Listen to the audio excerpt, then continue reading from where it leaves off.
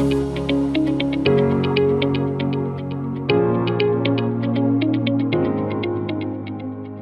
वालेकुम क्लास। चलें अब आ जाएं अपने नए टॉपिक पे। नया टॉपिक आपके पास है जो लॉज हैं।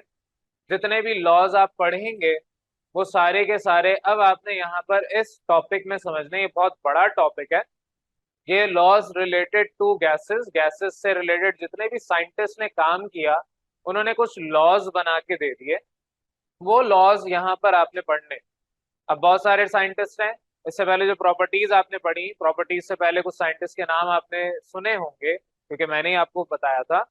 जैसे कैल्विन साहब हो गए और दीगर आपके पास है बोल्ट्जमैन साहब हैं। तो ये बहुत सारे साइंटिस्ट हैं जिन्होंने गैसेस के ऊपर स्टडी की है, प्रॉपर उनके बारे में पढ़ा है और उसके बाद फिर कुछ कंक्लूजन निकाले। उन कंक्लूजन्स को फिर बाद में पूरी दुनिया ने एक्सेप्ट किया। तो जब पूरी दुनिया किसी चीज को एक्सेप्ट करती है तो उनको हम लॉज बना देते हैं। फॉर एग्जाम्पल, ट्रैफिक के कुछ लॉज हैं, कवानीन है। रेड लाइट पे आपको चलना है, ग्रीन रेड लाइट पे रुकना है, ग्रीन लाइट पे चलना है। तो रेड लाइट पे अगर आप नहीं रुकते तो आप पे फाइन हो जाता है या आपको पकड़ लिया जाता है। ये पूरी दुनिया में इस चीज को एक्सेप्ट किया गया कि रेड लाइट जब भी सड़क पे ट्रैफिक पोल पे लगी होगी इसका मतलब गाड़ी को रोक लेना है। ये पूरी दुनिया ने एक्सेप्ट किया। अब पूरी दुनिया ने जब इसको एक्सेप्ट कर लिया तो अब आपको वहां पर रुकना है और दुनिया में किसी भी मुल्क में चले जाए वहां पर सेम यही रूल्स होंगे, यही लॉ बन गया है। अब अगर कोई ऐसा मुल्क तलाश कर ले, मुझे नहीं पता ऐसा एग्जिस्ट करता है यानी, जहां पर रेड लाइट पे चलते हो और ग्रीन लाइट पे रुकते हो, तो ग्रीन लाइट पे रुकने वाला जो सिस्टम है उस मुल्क में हो सकता है वो उनका लॉ हो लेकिन globally it is not accepted. तो जो चीज बाद में पूरी दुनिया एक्सेप्ट कर लेती है और हर जगह हम उसमें कहते हैं कि जो रिजल्ट आ रहा है वो सेम आ रहा है, तो वो चीज आपकी लॉ बन जाती है। तो उसी तरीके से गैस आप कोई भी उठाएं उसके लिए अगर ये जो भी रिजल्ट्स हैं ये वैलिड है तो इसका मतलब ये आपका प्रॉपर लॉ बन जाएगा। लेकिन यहाँ पर थोड़ी सी गड़बड़ है। वो गड़बड़ क्या है कि ये रियल गैसेस के लिए काम नहीं हो रहा, ये आइडियल गैसेस के लिए काम हो रहा है। आइडियल गैस का मतलब क्या है? वो चीज जो एग्जिस्ट नहीं करती। आइडियल पर्सनैलिटी इस दुनिया के अंदर आप सल्लल्लाहु अलैहि वसल्लम के अलावा दूसरी कोई नहीं है। तो इस दुनिया के अंदर उनके अलावा कोई और ऐसा इंसान एग्जिस्ट ही नहीं करता जिसको हम आइडियल कहें। तो आइडियल पर्सनैलिटी वो जो आप सल्लल्लाहु अलैहि वसल्लम की थी वो आपके लिए एक रोल मॉडल बन गया। अब उस जैसी पर्सनैलिटी उसके करीब तो लोग आ सकते हैं, एग्जैक्टली इक्वल नहीं हो सकती। तो उसी तरीके से जो भी आइडियल वर्ड हम यूज करते हैं जिसके लिए भी, इसका मतलब ये है कि ये टॉप ऑफ द लाइन है, यानी इसके लिए कोई एक्सेप्शनल केस है ही नहीं। कुछ चीजों में हम एक्सेप्शनल हो जाते हैं कि हम टेस्ट देंगे, हम पढ़े बगैर चले जाते हैं, याद किए बगैर चले जाते हैं, क्लास के अंदर बहुत अच्छे से समझ आ गया था, अपनी ओन वर्डिंग में लिख लेंगे। ये हमने खुद से आइडियल कंडीशन दिमाग में सोच ली। लेकिन जैसे ही पेपर सामने आता है, पेपर पढ़ के होश उड़ जाते हैं। तो वहां पर आप बैठ के पेपर जब पढ़ते हैं, चले आता भी है, लिखने बैठते हैं तो दिमाग में से कुछ निकल के आ ही नहीं रहा बाहर। वहां पर आप बैठे हुए ब्लैंक हो गए। तो आपने क्या किया, एक आइडियल कंडीशंस अपने दिमाग में सोच ली और उसके बाद सोचा ऐसे ही होगा। तो यहाँ पर भी इन साइंटिस्ट ने क्या किया, इनको कोई गैस इस तरह की मिल नहीं रही थी। इन्होंने कहा कि इतनी सारी डिफरेंट गैसेस हैं, हर एक के लिए करने बैठेंगे तो पूरी जिंदगी निकल जाएगी फिर भी आपके पास कोई लॉ जनरेट नहीं होगा। इन्होंने कहा हम हाइपोथेटिकल गैस बना लेते हैं। हाइपोथेटिकल गैस का मतलब क्या है? ऐसी गैस जो कोई भी सिचुएशन आए उसके अंदर सेम बिहेव करे। यानी हाइड्रोजन है वो भी वैसी बिहेव करेगी, ऑक्सीजन है वो भी उसी तरीके से बिहेव करेगा, क्लोरीन क्लोरीन कोई भी गैस आ जाए, नाइट्रोजन वगैरह कुछ भी, वो सब एक ही तरीके से बिहेव करेंगे। तो वही मिसाल हो गई क्लास में, मैं कहूँ कि एक बच्चा है वो पेपर करके आएगा तो दूसरा बच्चा वो भी उसी तरीके से करके आएगा, तीसरा भी उसी तरीके से करके आएगा। 10 बच्चे हैं, 10 के 10 एक ही तरीके से करके आएंगे। लेकिन जब चेक करने बैठते हैं तो पता चलता है 10 के 10 ने अलग तरीके से लिखा है। क्यों? क्योंकि हर एक का दिमाग अलग है। मुहावरा है ना, पांचों उंगलियां बराबर नहीं होती। और बाकी बराबर नहीं है, काउंट करके देख लें, अपने हाथ को देखें, आपके पांचों उंगलियां डिफरेंट हैं। तो आप सेम कंडीशन नहीं अप्लाई कर सकते। लेकिन इन साइंटिस्ट ने क्या कहा कि हम पांचों उंगलियां बराबर कर रहे हैं, हम अज्यूम कर रहे हैं कि ये छोटी वाली उंगली भी बड़ी उंगली के बराबर है, और पांचों उंगलियां बराबर करके अब एक कंडीशन लगा दी जिसको कहा आइडियल गैस। ये गैस क्या है? आइडियल गैस है। आइडियल का मतलब जो कुछ हम यहाँ पर अज्यूम कर रहे हैं वो इसके साथ हो रहा होगा। हम अज्यूम कर रहे हैं हम आसमान में उड़ रहे हैं, हवा में उड़ रहे हैं, हवाई जहाज के बगैर उड़ रहे हैं, खुद ही यहाँ पर अभी खड़े हुए छत से छलांग लगाई, नीचे जाने के बजाय ऊपर उड़ते हुए चले गए। ऐसा हकीकत में आपकी रूह के साथ तो हो सकता है, आपकी बॉडी के साथ नहीं हो सकता। लेकिन हम सोच रहे हैं कि हम छलांग लगा लेते हैं। तो इन्होंने भी कहा कि हम एक ऐसी गैस बनाते हैं जिसको हम आइडियल गैस कहेंगे। उस आइडियल गैस के लिहाज से ये सारे लॉज जनरेट होंगे। तो पहले साइंटिस्ट थे बॉयल साहब, रॉबर्ट बॉयल नाम था उनका। 1600 समथिंग के अंदर आपके ये इन्होंने लॉ अपना बना के दिया था। डेट एग्जैक्टली बताया था 1662 थी शायद, या ऐसी कुछ थी। हाँ 1662 है। उसमें इन्होंने अपना एक लॉ बताया, गैसियस लॉ। इन्होंने कहा कि कोई भी आप फिक्स अमाउंट ऑफ गैस ले लें, लेट सपोज 1 किलोग्राम गैस ले लें। उस 1 किलोग्राम की गैस के अंदर अगर मैं टेम्परेचर कांस्टेंट कर दूं, तो जितना वॉल्यूम मैं बढ़ाऊंगा प्रेशर उतना कम होगा, और जितना प्रेशर बढ़ाऊंगा वॉल्यूम उतना कम हो जाएगा। यानी दोनों इनवर्सली प्रोपोर्शनल है। फॉर एग्जाम्पल, इंसान की एज बढ़ती है तो उसके अंदर एनर्जी कम होती जाती है। जैसे जैसे इंसान की एज बढ़ती जाएगी एनर्जी उसकी कम होती जाएगी। अभी इस वक्त आप जिस एज ग्रुप में आपके पास एनर्जी अच्छी खासी है, थोड़े से और बड़े होंगे आपकी कम होगी, फिर बड़े होंगे कम होगी। 50-60 साल के हो जाएंगे बिल्कुल ही आपकी मिनिमम हो जाएगी, और उससे और आगे जाएंगे तो मिनिमम होती जाएगी। तो ये क्या हो रहा है, एज बढ़ रही है, एनर्जी डिक्रीज हो रही है। दोनों का आपस में इनवर्स रिलेशन है। इसी तरीके से और कोई एग्जांपल ले लें, जितना आप ज्यादा खाना खाएंगे, चलें तो डायरेक्ट रिलेशन हो गया, उतना ज्यादा आपको जो है बीमारी हो जाएगी डायरेक्ट, या उतना ज्यादा वजन बढ़ जाएगा, ये तो डायरेक्ट रिलेशन है। ये एग्जांपल याद रखनी है अगले वाले लॉ के लिए। आप यूं भी कह सकते हैं, जितना ज्यादा आपको कोई चीज खाने की मिलेगी कोई और देगा, उतनी जल्दी वो खत्म हो जाएगी। यानी कि कोई आपके रिश्तेदार कहीं से कोई चीज अच्छी से ले आए, लेट सपोज बिस्किट ले आए, टॉफी ले आए, आप खाए जा रहे हैं, तो जितनी ज्यादा खाएंगे उतनी ज्यादा कम होगी। आप खा रहे हैं, दूसरी चीज कम हो रही है, एक चीज आप ज्यादा कंज्यूम कर रहे हैं, दूसरी चीज कम हो रही है। तो ये डायरेक्ट रिलेशन होता है। तो उसी तरीके से उन्होंने एक और एग्जांपल, यहाँ पर एग्जांपल तो खैर नहीं, लॉ दिया। इन्होंने कहा कि एक सिलेंडर लें, किताब के अंदर डायग्राम थोड़ी अच्छी बनी हुई है, उसको देख लें सब। एक सिलेंडर लें, उसमें गैस डाल दें। तो जब आप उसका टेम्परेचर और मास फिक्स करेंगे, लेट सपोज 1 किलोग्राम गैस आपने ली, उसमें आपने टेम्परेचर कोई फिक्स कर दिया, 100 डिग्री सेल्सियस या कुछ भी फिक्स कर दिया। किताब ने आपको बताया हुआ 300 डिग्री फॉर एग्जाम्पल, यहाँ पर लिखा है, पता नहीं डिग्री है कुछ और है, 300 केल्विन होगा बहरहाल ये। तो लेट सपोज गैस का टेम्परेचर उन्होंने फिक्स कर दिया, मास यानी अमाउंट ऑफ गैस फिक्स कर ली। अब इन्होंने कहा कि मेरे पास अगर वॉल्यूम ज्यादा है तो प्रेशर कम होगा, जैसे ही मैं प्रेशर ज्यादा करूंगा बढ़ाऊंगा वॉल्यूम कम हो जाएगा। एक चीज के बढ़ाने से दूसरी चीज अगर कम हो रही है, इसको हम इस तरीके से रिप्रेजेंट करते हैं, प्रेशर है और वॉल्यूम है, प्रेशर बढ़ाने से वॉल्यूम कम हो रहा है। तो जब भी ये सिचुएशन आती है तो इस कंडीशन को हम कहते हैं इनवर्सली प्रोपोर्शनल।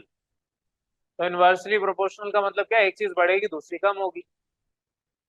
और अगर डायरेक्ट प्रोपोर्शन होता, जैसे आगे पढ़ेंगे प्रेशर और टेम्परेचर, वॉल्यूम और टेम्परेचर का, प्रेशर तो खैर नहीं, वॉल्यूम और टेम्परेचर ये डायरेक्ट प्रोपोर्शन है, दोनों बढ़ाएंगे, यानी एक बढ़ाएंगे दूसरा भी बढ़ेगा, एक कम करेंगे दूसरा भी कम होगा।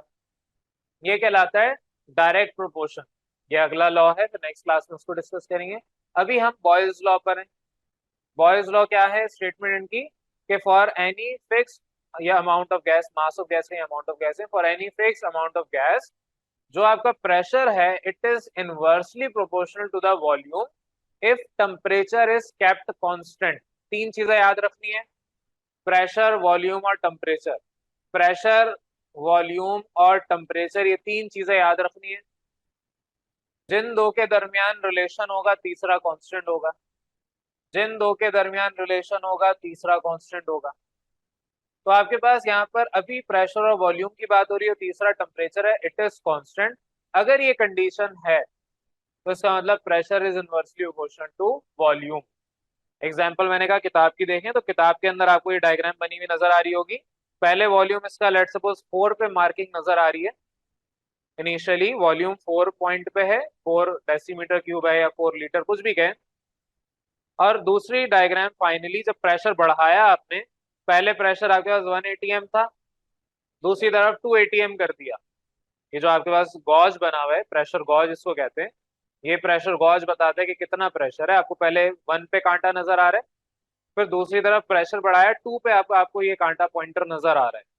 जब आपने प्रेशर बढ़ाया, अब आपका वॉल्यूम पहले 4 था, कितना हो गया, 2 हो गया। प्रेशर आपने बढ़ाया, वॉल्यूम कम हो गया। तो ये एक लॉ बन गया था जो कि आपके बॉयल साहब ने दिया था। इन्होंने ये सारा पूरा एक्सपेरिमेंट करके दिखाया, वो आपको डायग्राम बना के दिखाई भी दी है। तो इन दो क्वांटिटी प्रेशर और वॉल्यूम के दरमियान इन्होंने रिलेशनशिप बताया और कहा कि दोनों इनवर्सली प्रोपोर्शनल है। अब यहाँ पर जो एग्जांपल आपने देखी, उसमें तो आपको इनिशियली और फाइनली नजर आया। उसकी डेरिवेशन पे अभी आते हैं, पहले आपके नोट्स या किताब को देख लें, उस पर बात करें। इंट्रोडक्शन आपका किताब में लिखा हुआ है, वो आपने दे देना है। डेट याद कर लें और फिर उन्होंने क्या काम किया, स्टेटमेंट वही याद करेंगे एज इट इज जो किताब में। लॉ जो भी है वो स्टेटमेंट आप चेंज नहीं कर सकते, ओन वर्डिंग में नहीं लिख सकते। जिस तरह आपको अगर बोला जाए कायदे आजम के 14 नुकात लिख के आने, तो आपको एज इट इज लिख के आने, ऑल दो अगले साल ये पढ़ना है। अलामा इकबाल की कोई स्टेटमेंट है, किसी भी इंसान ने कोई जुमला कहा है, तो उसको एज इट इज ही याद करना है। क्योंकि अगर आप स्टेटमेंट लिख रहे हैं, डेफिनेशन तो चले हम अपनी ओन वर्डिंग में भी लिख देते हैं, आसान करके लिख देते हैं, लेकिन किसी साइंटिस्ट ने कोई जुमला कहा, आपको वो वैसे ही लिख के आना है, क्योंकि वो उसकी जुबानी आप बता रहे हैं। अगर तो आप उसको चेंज कर देंगे, वो तो आपका जुमला हो गया। तो यहाँ पर आपका लॉ थोड़ी पढ़ाया जा रहा है, तो बॉयल्स का लॉ पढ़ाया जा रहा है, तो बॉयल्स आपका लॉ लिख के आना है, अपना लॉ खुद से नहीं बनाना है। बहरहाल स्टेटमेंट एज इट इज याद करनी है। मैथमेटिकल रिप्रेजेंटेशन अभी समझा रहा हूँ, वो आपके जिस तरह किताब में प्रॉपर एक्सप्लेन किया है कि कौन सी चीज क्या है, डिटेल कंक्लूजन आपने यहाँ पर मुझे सारा लिख के देना है। तो ये जितना भी आपकी किताब में जैसे काम है वैसे याद करना है, अपने रजिस्टर मेंटेन करने। अब हम समझ रहे हैं ये है क्या, क्योंकि मैं यहाँ पर पूरी एक्सप्लेनेशन डिटेल में लिखूंगा तो वक्त जाया होगा। किताब और नोट्स में लिखी हुई आपको ऑलरेडी प्रोवाइडेड हमने दे दी है। तो जो कुछ आपके पास अभी समझा रहा हूँ, लिखना आपने मर्ज करके है किताब या नोट्स से, जो क्लास में किया। अब आ जाए मैथमेटिकल रिप्रेजेंटेशन पे। मैथमेटिकली क्या है, आप कह रहे हैं pressure is inversely proportional to volume. इसको मैं ये भी कह सकता हूँ, pressure is directly proportional to 1/वॉल्यूम। एक ही बात हुई। आप कहें कि प्रेशर इज डायरेक्टली, चले प्रेशर छोड़ें, volume is directly proportional to temperature, आगे पढ़ना है। तो ये डायरेक्टली प्रोपोर्शनल क्यों है, क्योंकि ये 1/में नहीं है। अगर ये 1/में होता तो हो सकता है आप कहते हैं कि ये इनवर्सली प्रोपोर्शनल हो सकता है, क्या आप कहेंगे ये इनवर्सली प्रोपोर्शनल है। कोई भी वैल्यू इनवर्स हो जाए, 1/में आ जाए, तो हम उसको बजाय ये कहने के it is it is directly proportional to 1/v, हम कहते हैं it is inversely proportional to v। ठीक है, ये जुमले कुछ याद रखने। Pressure is inversely proportional to volume, ये हम एक जुमला लिखते हैं बजाय ये कहने के pressure is directly proportional to 1/v या 1/वॉल्यूम। तो बजाय हम दूसरी बात कहें, हम यहाँ पर कहते हैं इनवर्सली प्रोपोर्शनल। तो pressure is inversely proportional to volume. अब जब भी प्रोपोर्शनैलिटी का साइन हटाते हैं तो उसकी जगह एक कांस्टेंट वैल्यू आती है। जब भी आप कोई भी वैल्यू यहाँ पर लिखेंगे इक्वल टू, तो एक कांस्टेंट लगाना पड़ेगा। कांस्टेंट का मतलब क्या है, कोई ना कोई इनके दरमियान रिलेशन होगा, वो भी आपको नहीं पता, लेकिन वो अगर चीज पता चल जाए तो आपके पास ये एग्जैक्टली इक्वल टू आ जाता है। तो एक मैथमेटिकल ये रिप्रेजेंटेशन है या मैथमेटिकल सोल्यूशन है कि जब भी आपको प्रोपोर्शनैलिटी का सिंबल हटाना है तो उसकी जगह आपको इक्वल टू लगाना है, अगर तो साथ में कांस्टेंट कोई ना कोई मल्टीप्लाई करना पड़ेगा। वो कांस्टेंट की वैल्यू क्या है वो फाइंड बाद में की जाती है, लेकिन ये मैथमेटिकली आप इसको चेंज कर सकते हैं। तो जब भी कोई प्रोपोर्शनैलिटी का साइन होगा, अभी तो मेरे ख्याल से 9th क्लास में कोई ऐसा आपने क्वेश्चन नहीं करना मैथ के अंदर, लेकिन आगे चल के आप करेंगे। फिजिक्स में हो सकता है ये किया हो, फिजिक्स में कुछ आपने ड्राइव किए होंगे, और अगर नहीं किए तो आगे कर लेंगे। तो आपके पास ये प्रोपोर्शनैलिटी का साइन है, जिस तरह इक्वल टू है उसी तरह वो प्रोपोर्शनल का सिंबल है। प्रोपोर्शनैलिटी के साइन को जब हमने कन्वर्ट करना है इक्वल टू में, तो साथ में कांस्टेंट से मल्टीप्लाई करना पड़ेगा। तो कांस्टेंट से मल्टीप्लाई करेंगे तो जाहिर है मल्टीप्लाई 1 से होगा, v से थोड़ी होगा। कांस्टेंट आपका 1 से मल्टीप्लाई होगा, तो 1 मल्टीप्लाई बाय कांस्टेंट। कांस्टेंट यहाँ पर हम k से रिप्रेजेंट कर रहे हैं, क्योंकि किताब ने k से किया है, वरना अगर किताब ने इसको c से कहा होता तो हम कांस्टेंट c से रिप्रेजेंट करते। ए कहा होता ए कर देते, बी कर देते, जो किताब ने बोला होता हम वही काम करते, क्योंकि यहाँ पर अभी हमें पता नहीं है ये क्या है। बस ये पता है ये कांस्टेंट है। कांस्टेंट का मतलब क्या है, चाहे टेम्परेचर तो खैर आपका कांस्टेंट है, चाहे प्रेशर बढ़े या कम हो, वॉल्यूम बढ़े या कम हो, ये के की वैल्यू कांस्टेंट रहेगी, ये चेंज नहीं होगी। इसका मतलब ये है। तो कांस्टेंट का मतलब ही क्या है, कांस्टेंट है। आप कोई इक्वेशन पढ़ रहे हैं, लेट सपोज क्वाड्रेटिक इक्वेशन तक आ गए होंगे अगर, तो आपने let suppose x square plus 2x-3 equal to 0 पढ़ा, इधर कुछ नहीं है तो आप कहते हैं 1 है। ये आपके पास 2, ये 1 और 2 are known as coefficients. Coefficients में ये वैल्यू तो चेंज नहीं होती, लेकिन क्योंकि x की वैल्यू आपको नहीं पता होती है, आप निकालते हैं, अगर x की वैल्यू मैं अपनी मर्जी से कोई भी पुट करूंगा तो ये वैल्यू चेंज हो जाएगी, लेकिन जो कांस्टेंट है it will always remain unchanged. क्यों? क्योंकि कांस्टेंट वैल्यू के साथ कोई वेरिएबल नहीं है। चाहे आप x की वैल्यू 1 रखें, पॉइंट्स में रखें या कुछ भी रखें, आपके पास ये कांस्टेंट -3 अगर है तो -3 ही रहेगा, ये चेंज नहीं होगा। तो कांस्टेंट वैल्यू क्योंकि चेंज नहीं होगी, उसी तरीके से यहाँ पर ये वैल्यू भी चेंज नहीं होगी। तो यहाँ पर इस तरीके से आपके पास ये वैल्यू प्रोपोर्शनैलिटी का सिंबल कन्वर्ट हो गया इक्वल टू में, और आप कहेंगे प्रेशर इज इक्वल टू के अपॉन बी, यानी कि के क्या है, कांस्टेंट अपॉन वॉल्यूम। ये यहाँ पर डिवाइड हो रहा है, उधर भेजेंगे मल्टीप्लाई हो जाएगा प्रेशर के साथ। तो P इंटू वी यानी प्रेशर इंटू वॉल्यूम, ए इनका प्रोडक्ट बराबर आएगा कांस्टेंट टर्म के। तो मेरे पास ये वैल्यू कांस्टेंट आ गई। अब कांस्टेंट टर्म के बराबर ये वैल्यू आ गई, अब चाहे मैं प्रेशर चेंज करूं, वॉल्यूम चेंज करूं, कम करूं, ज्यादा करूं, ये वैल्यू कांस्टेंट सेम रहेगी। तो अब यहाँ पर आपके पास अगर इनिशियली अपनी किताब की डायग्राम में वापस आ जाए, किताब की डायग्राम में देखेंगे तो आपके पास किताब में इनिशियली प्रेशर 1 था, किताब में टेबल भी बना हुआ होगा, प्रेशर 1 था और उस प्रेशर में वॉल्यूम 4 था। P इंटू वी कर लें, 1 इंटू 4 कर लें, के की वैल्यू आ गई 4। ये टेबल बना हुआ है आपकी किताब में। फाइनली जब आपने प्रेशर बढ़ाया तो प्रेशर की वैल्यू 2 थी, 2 एटमॉस्फेयर, और वॉल्यूम की वैल्यू भी चेंज हो गई, फॉर एग्जांपल 2 लीटर्स हो गई। तो अगेन 2 मल्टीप्लाई बाय 2 करें, प्रेशर इंटू वॉल्यूम करें, आंसर अभी भी 4 आया। ये जो आपके पास कांस्टेंट है ये चेंज नहीं होगा। प्रेशर एक दफा बढ़ाया वॉल्यूम कम हो गया, वॉल्यूम एक दफा बढ़ाया प्रेशर कम हो गया, लेकिन उन दोनों का प्रोडक्ट आपका it will always remain unchange. तो किताब में जो डायग्राम और टेबल बना हुआ है वो जाहिर मैं यहाँ पर नहीं बना के दिखा रहा, आपने अपने साथ साथ देखना है। तो वो यहाँ से आपको ये चीज क्लियर हो जानी चाहिए कि इन दोनों का प्रोडक्ट चाहे कोई भी वैल्यू आ जाए, constant will always remain constant. यही होल पॉइंट है कांस्टेंट का। आपके अम्मी अब्बू विल ऑलवेज रिमेन योर अम्मी अब्बू, ठीक है, वो आपके पेरेंट्स हमेशा रहेंगे, चाहे आप कितने ही बड़े हो जाएं, चाहे आप कहीं भी चले जाएं, दुनिया के किसी भी कोने में चले जाएं, आपके अंदर खून की बोतल किसी और इंसान की भी डल जाए, कभी आपको खून की अल्लाह ना करे जरूरत पड़े, लेकिन कभी आपके अंदर खून भी डालना पड़ गया, किसी और इंसान का भी डल गया, बट आपके अम्मी अब्बू will always remain your parents. तो उसी तरीके से, क्योंकि जिस तरह वो कांस्टेंट है उसी तरीके से ये भी कांस्टेंट है। आपके पेरेंट्स चेंज नहीं हो रहे, आप पूरी कोशिश कर लें, जाके अपने पड़ोसियों को बोलते हैं कि आप 2 दिन के लिए मेरे पेरेंट्स की तरह बन के स्कूल आ जाएं और वहां पर पेरेंट टीचर मीटिंग करके मुझे बचा लें, कुछ भी कर लें, आपके पेरेंट्स तब भी चेंज नहीं होंगे। तो जितनी कोशिश कर लें, जो चीजें कांस्टेंट है वो चीजें कांस्टेंट रहेंगी। सिमिलरली ये वैल्यू कांस्टेंट है तो ये वैल्यू भी कांस्टेंट ही रहेगी। अब हमने कहा कि वो जो डायग्राम में आपने देखा, इफ प्रेशर और वॉल्यूम P1 और V1, इनको हम इनिशियल प्रेशर और इनिशियल वॉल्यूम कहेंगे। अगर ये इनिशियल प्रेशर और इनिशियल वॉल्यूम है तो इनिशियली दोनों का प्रोडक्ट, अभी मैंने पूरा जुबानी भी करके दिखाया, टेबल भी आपने देख लिया, ये वैल्यू कांस्टेंट क्या आ रही है बराबर। और फाइनली P2 और V2 क्या है, फाइनल प्रेशर और फाइनल वॉल्यूम, तो इन दोनों का प्रोडक्ट भी कांस्टेंट के बराबर आ रहा है।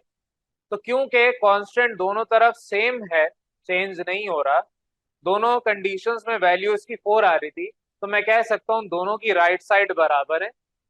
और इस तरह के मैथ में भी क्वेश्चंस आपने किए होंगे कि अगर दोनों तरफ वैल्यू बराबर आ रही है तो इसका मतलब दोनों की लेफ्ट साइड भी बराबर है।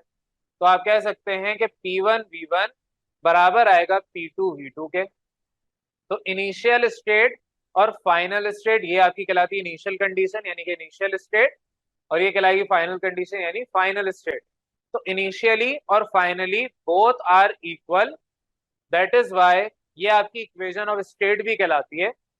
इसको हम इक्वेशन ऑफ स्टेट क्यों कह रहे हैं, क्योंकि इक्वेशन ऑफ स्टेट इक्वेशन है स्टेट की। स्टेट क्या, इनिशियल स्टेट और फाइनल स्टेट।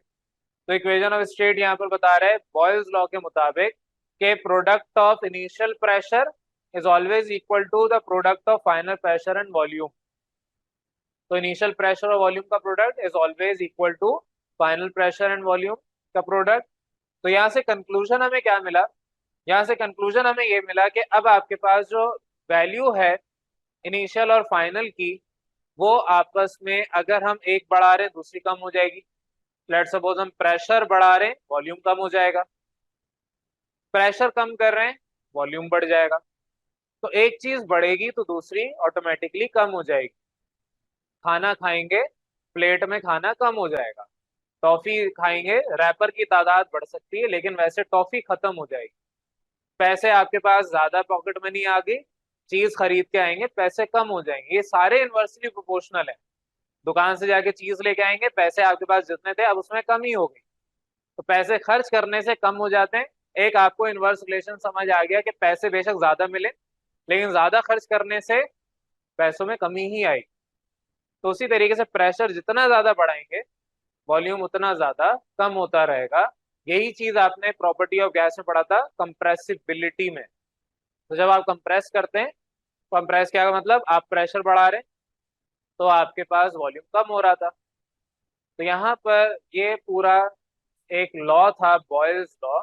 अब इस लॉ की बेसिस पे आपको मैं नेक्स्ट करवा रहा हूँ न्यूमेरिकल्स। यहाँ तक लॉ में किसी को कोई कंफ्यूजन?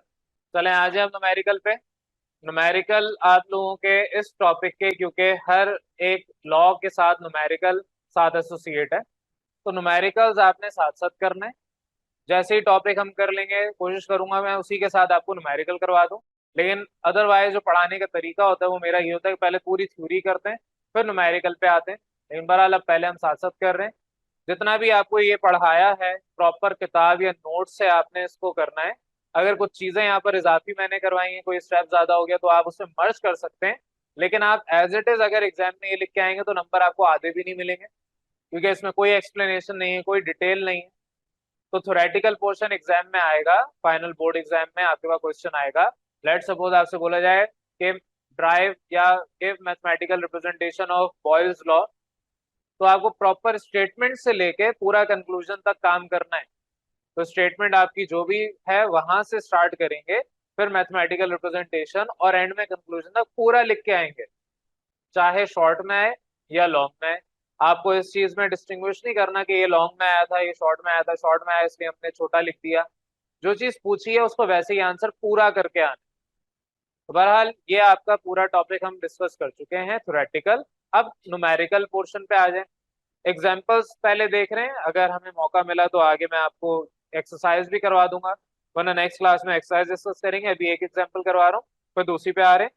फर्स्ट एग्जाम्पल आपके पास है जिसमें कहा है pressure of a sample gas. एक सैंपल गैस है, सैंपल कोई भी हो सकता है, सैंपल गैस है, इज 3 एटमॉस्फेयर। अगर 3 एटमॉस्फेरिक प्रेशर है उस सैंपल गैस का, and the volume is 5 litre. जिस कंटेनर में उसमें वॉल्यूम उसका 5 लीटर है।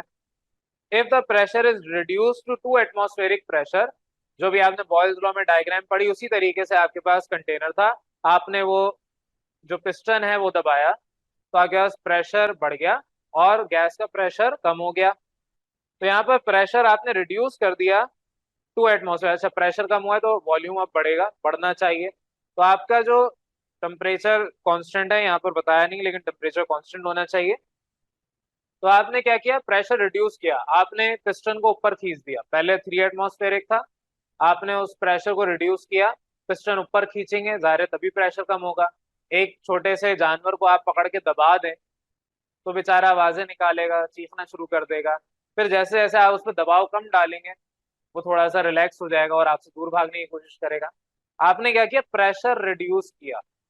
तो उसी तरीके से अब आपका जो सिलेंडर है डायग्राम अगर देखें तो पहले प्रेशर आपका कम था, तो ऊपर था, जैसे ही प्रेशर बढ़ाया वो नीचे गया। तो यहाँ पर पहले प्रेशर बढ़ा हुआ है और बाद में प्रेशर कम हो गया।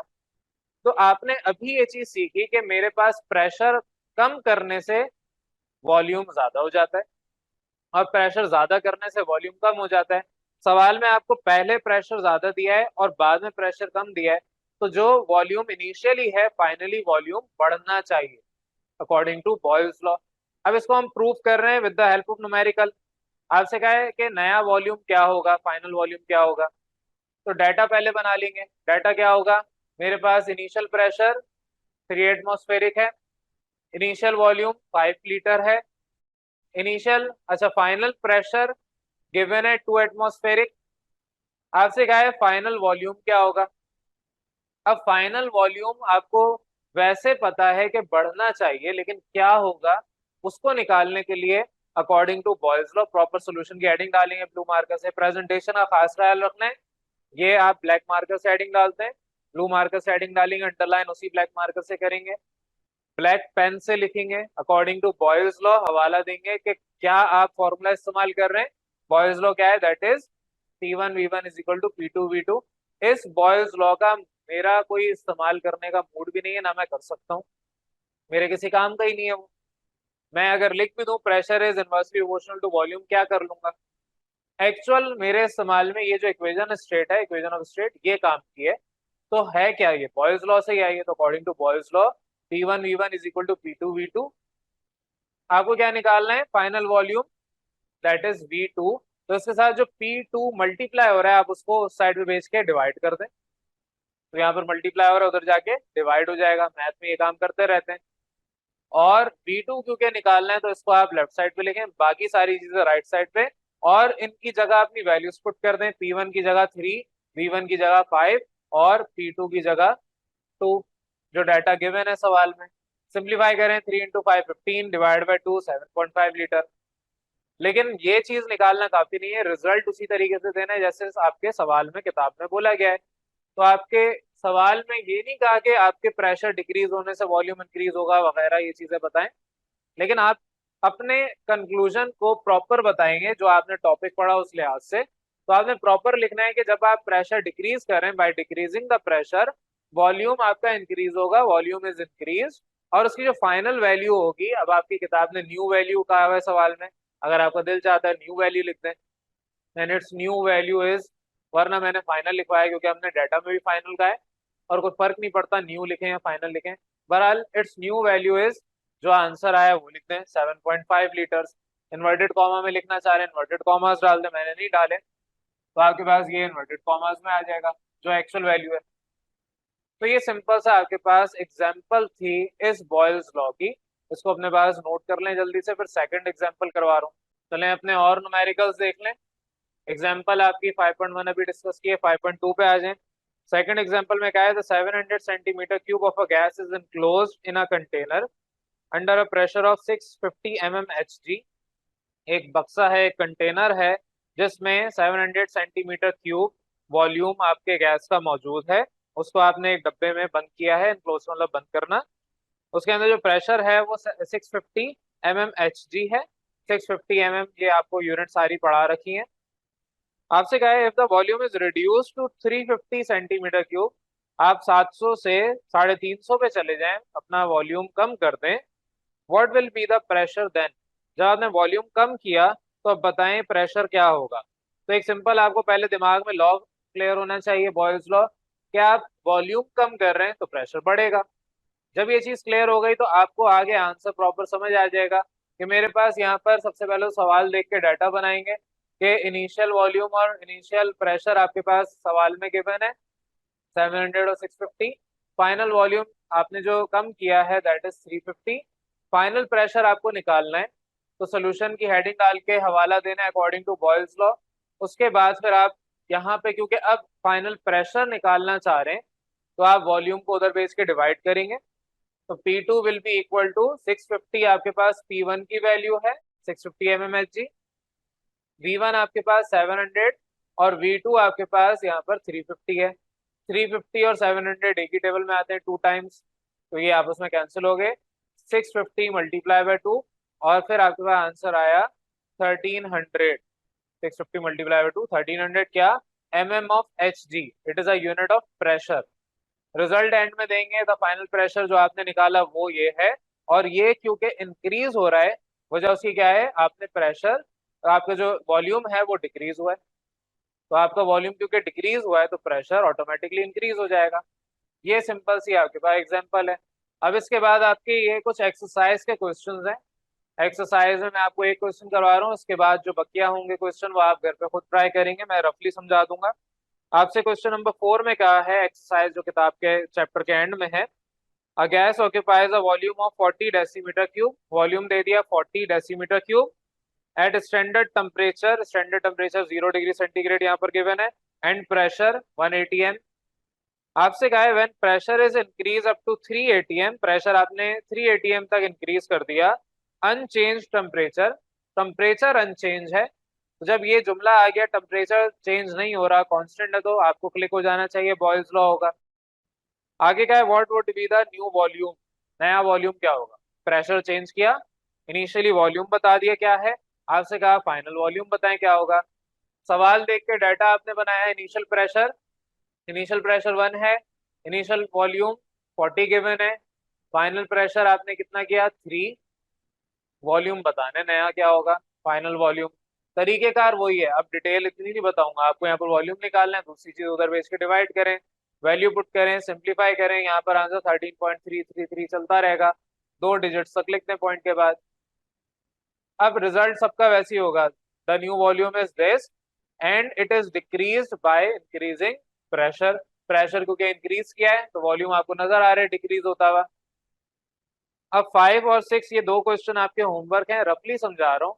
इसमें आपको क्वेश्चन नंबर 5 में कहा है 800 centimetre cube of a gas is enclose in a container, जैसा आपकी ये सेकंड एग्जांपल है वैसे ही है। आपको वॉल्यूम गिवन है, इनिशियली आपको V1 बता दिया 800 सेंटीमीटर क्यूब, और प्रेशर आपको बता दिया under a pressure of 750 mm, तो P1 आपको बता दिया 750 mm Hg। अब यहाँ पर आपको नेक्स्ट बताया हुआ है कि if the volume is reduce, final volume is reduce कितना, 250 सेंटीमीटर क्यूब, तो बताएं प्रेशर क्या होगा। अब आपने खुद निकालना है, सारी कंडीशन वो आ गई, तो आपका तरीकेकार वही फॉर्मूला होगा। यहाँ पर आपके पास P2 का फॉर्मूला उधर देख के साथ साथ करें, P1 आपके पास 750 है, V1 आपके पास यहाँ पर 800 है, और 250 इसका दूसरा है, तो 250 और 750 एक ही टेबल में आते हैं 3 टाइम्स, तो 3 multiply by 800 which is equal to 2400 mm of Hg, ये फाइनल प्रेशर आ जाएगा। रफली समझाया है, जिस तरह ये सवाल के वैसे आपने प्रॉपर इसका रिजल्ट तक काम करना है। और लास्ट क्वेश्चन है, the pressure of a sample gas is 880 M, pressure आपको P1 बता दिया 880 एम है, और वॉल्यूम इज 15 लीटर्स, तो प्रेशर आपके पास 880 एम है इनिशियल, वॉल्यूम 15 लीटर्स है, और फिर उसके बाद का द प्रेशर इज रिड्यूस्ड, कम हो रहा है तो ऑब्वियसली वॉल्यूम बढ़ना चाहिए, इज रिड्यूस टू 680 एम, तो आपका जो वॉल्यूम है वो क्या होगा, सेम यही आपकी एग्जांपल आ गई। तो जिस तरह अभी ये सवाल करवाया उसी तरीके से वॉल्यूम निकालेंगे। P1 आपको गिवन है 8, V1 आपको 15, और आपके पास P2 6 है, तो 3 के टेबल में 2 टाइम्स, 3 के टेबल में 5 टाइम्स, और 2 के टेबल में 4 टाइम्स, तो 4 मल्टीप्लाई बाय 5 कितना होगा 20, तो आपके पास 20 लीटर्स वॉल्यूम आएगा, प्रेशर रिड्यूस हुआ, वॉल्यूम बढ़ गया। आंसर सारे मैंने आपको साथ साथ बता दिए कि एक आंसर आपके पास 5th क्वेश्चन का ये है, 6th क्वेश्चन का ये है, ताकि आप लोग जब सॉल्व करें इसको सिंप्लीफाई करें तो आंसर साथ में वेरीफाई कर लें। लेकिन प्रेजेंटेशन जिस तरह बकिया पिछले सवालात न्यूमेरिकल्स के करवाए, ये आपके होमवर्क क्वेश्चन है जो कि आपने घर पे इसको प्रॉपर सॉल्व करना है। तो यहाँ पर जितना भी आपका काम था बॉयल्स लॉ का वो कंप्लीट हो जाता है। अब इसके बाद नेक्स्ट क्लास में हम जब आएंगे तो फिर आपका next law which is Charles law वो हम स्टार्ट करेंगे। क्लियर है यहाँ तक?